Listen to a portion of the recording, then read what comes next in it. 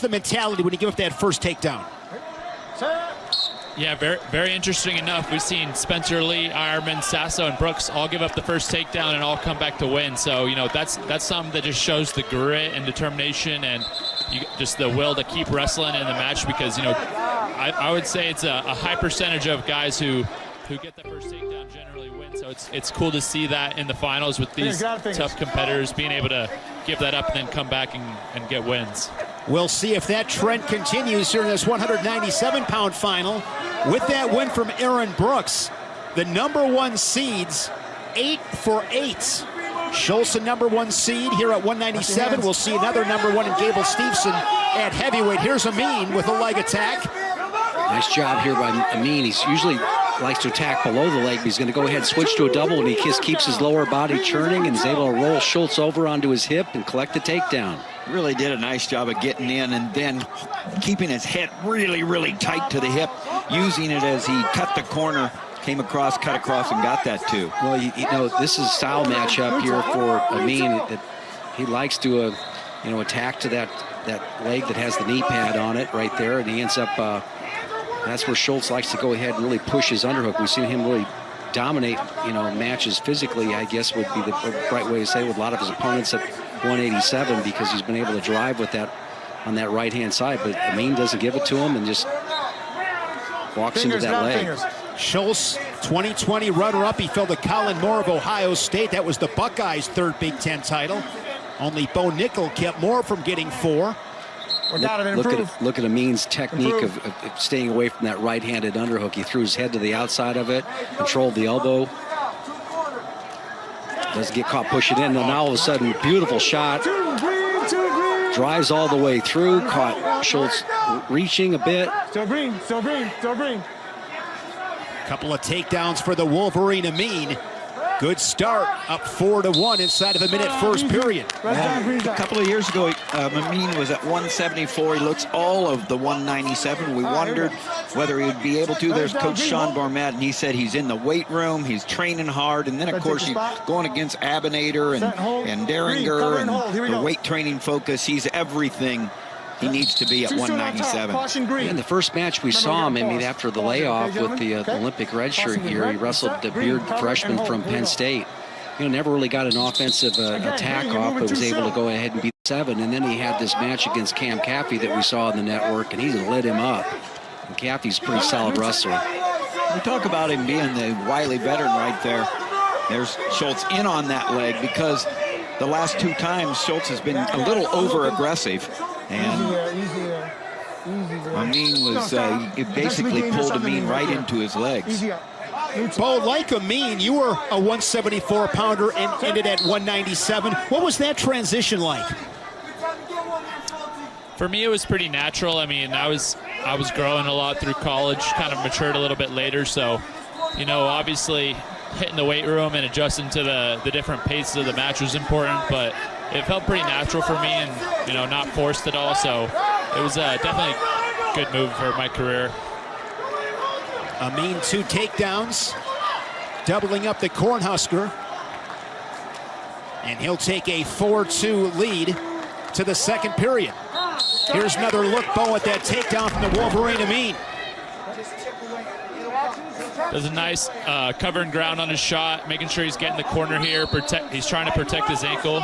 And with the finish, just continuing to rotate, windshield wipe the feet, and then cover the hips right there for 2. Solid technique by Amine there. I like that. Windshield wipe the feet. Good stuff. Amine starting second period on bottom. And a quick escape. And Amine tacks on another 5-2 now, the lead. Everything's been quick for Amine here. He came out with a sense of urgency and has really done a nice job of executing. Amine, 2-time Big Ten runner-up, fell to Mark Hall of Penn State in both those contests. 3-time All-American. He was 4th in 2017, 3rd in both 2018 and 2019. And here he is again on the attack. I think what makes Amine a little bit unique is that you start hanging on his collar tie, he's going to catch that reach and drive back in and get to the shot. And he did there, didn't finish, but you know, a lot of guys will try to back away from that, or just duck out of it. And he tries to use that reach and use that goes right into his shot, and he's been very successful with it.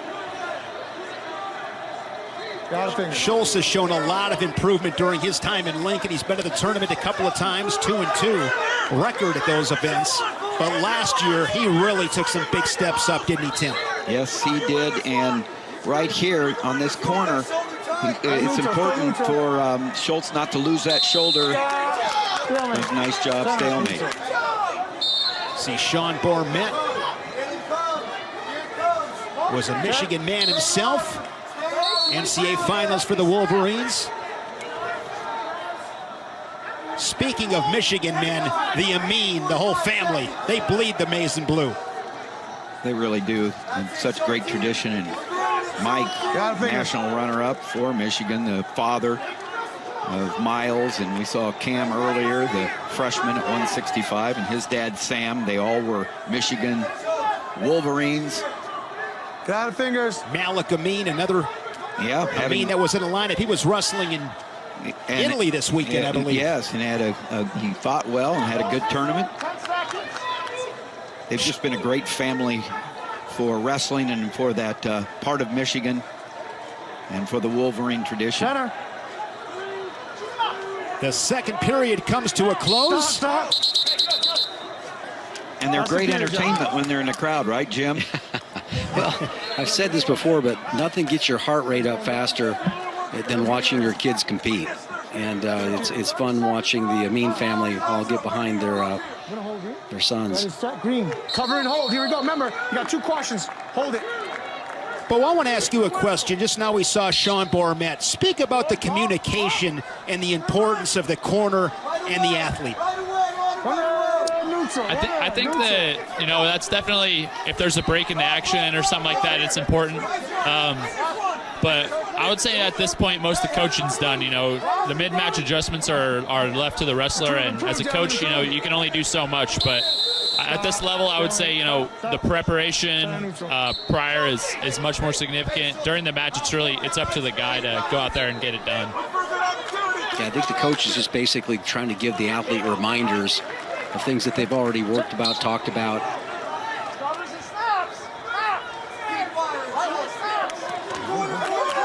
Amine continues moving forward, trying to suck up a single leg. Yeah, this is where he's just unusually strong in this position, where a lot of guys will just, work for the stalemate. That's probably what Amine's going to do in here, but he doesn't give up this position. And a lot of times will go ahead and advance, pop his head up, and improve his position. Bo, if you're Schultz right here, how do you open up Amine and get yourself an angle, get yourself back in this match? Got fingers.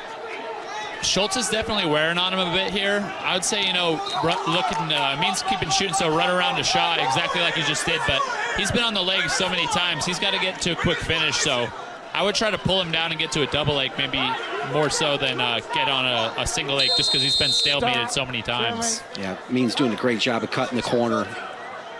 No one improving. On the line, get set. Set. 55 seconds away is Myles Amine from that elusive Big Ten championship. Just up by 2. Yeah, and Amine's in hold the lead mode. Center. You got to be careful not to get pushed off. Circles back inside. Action center. Warning on green. There's a good call on Amine. Warranted stall call.